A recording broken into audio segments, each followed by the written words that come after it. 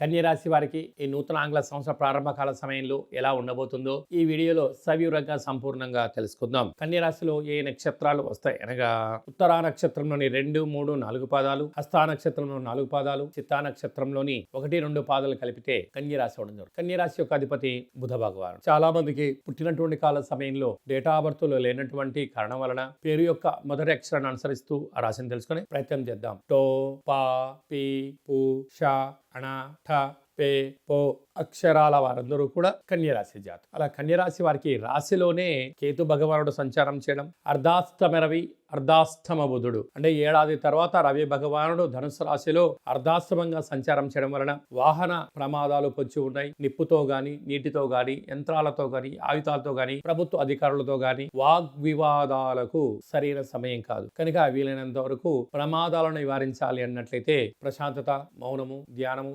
ఏకాగ్రత వలన మంచి కాలము పంచి ఉంటుందని చెప్పి కూడా గుర్తు పెట్టుకోగలగాలి. అలాగే 6వ స్థానంలో శుక్రుడు మరియు శని సంచార స్థితి ఉండడం వల్ల బంగారు ఆభరణాలు, వస్త్రాలు, షేర్లు, గృహ క్రయ విక్రయాలు యోగించే అవకాశాలు ఉన్నాయి. కాబట్టి కొనేటువంటి కాల సమయంలో 1కి 10 సార్లు సంపూర్ణంగా దాన్ని పరిశీలించుకోవడం మీ వ్యక్తిగతం అని చెప్పి గమనించాలి. 7వ స్థానంలో రాహు సంచార స్థితి ఉండడం వల్ల ప్రేమికుల మధ్య సయోధ్య, భార్యాభర్తల మధ్య అన్యోన్యత, వివాహ ప్రయత్నం చేసే వారికి వివాహ ప్రయత్నం కలిసి రావడం జరుగుతుందని చెప్పి కూడా గుర్తు పెట్టుకోగలగాలి. భాగ్యస్థానంలో దేవగురు బృహస్పతి సంచారం చేయడం వలన వివాహమైన దంపతులకు పుత్ర పుత్రిక సంతాన యోగము, చదువులు, అభివృద్ధి, షేర్లు, క్రయ విక్రయాలు, ఆనందము కన్య రాశి వారి సొంతం కాబోతుంది. లాభస్థానంలో కుజుడు సంచారం చేయడం వలన స్థిరాస్తులు, చరాస్తులు, షేర్లు, అద్భుతమైన పెట్టుబడులు, అధిక ఆదాయం వచ్చేటువంటి సమయం ఆసన్నమైందని చెప్పి గుర్తుపెట్టుకోగలగాలి. ఈ వీడియో మీరు చూస్తున్నారు అన్నట్లయితేనే కాళభైరవ స్వామి స్మరణ చేసే సమయం ఆసన్నమైంది. కాళభైరవ స్వామి యొక్క దర్శించే అదృష్టం కలగబోతుంది. కలియుగ కాలంలో నరదృష్టిని, శత్రు ప్రభావం తొలగించే ఏకైక శక్తి కాళభైరుడే కనుక